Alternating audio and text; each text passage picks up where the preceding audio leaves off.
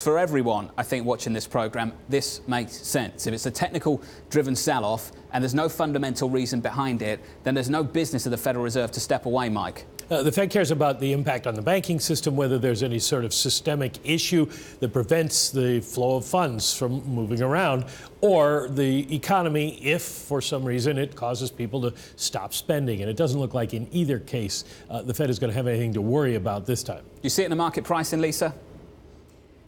Well, I mean, look, I think that, honestly, credit markets, fixed income markets have been following a different narrative than stock markets this week. And I think that I hate to sound like I'm beating the same dead horse. I think that's the expression. I always get it wrong.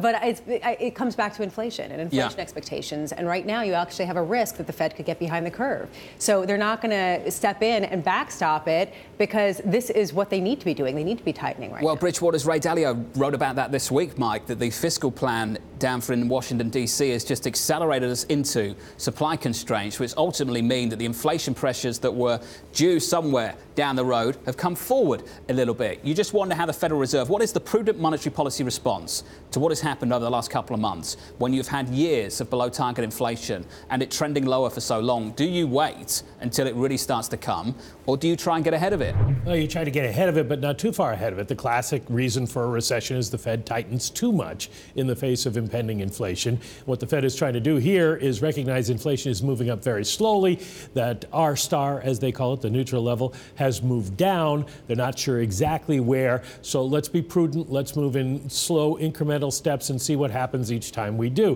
which is the path they're probably going to stay on because the market interruption isn't going to change that dynamic. I was talking to Steve Major of HSBC yesterday, and he did raise the question, an important one, the tolerance of the global economy for higher interest rates.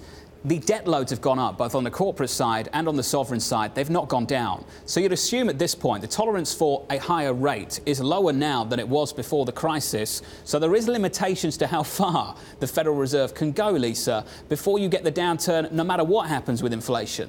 Well, and it's not just the Fed. And I think we can't talk about the Fed in isolation because the ECB later this year is going to announce their tapering. And that's a big deal. And I think that people aren't really factoring that in as much.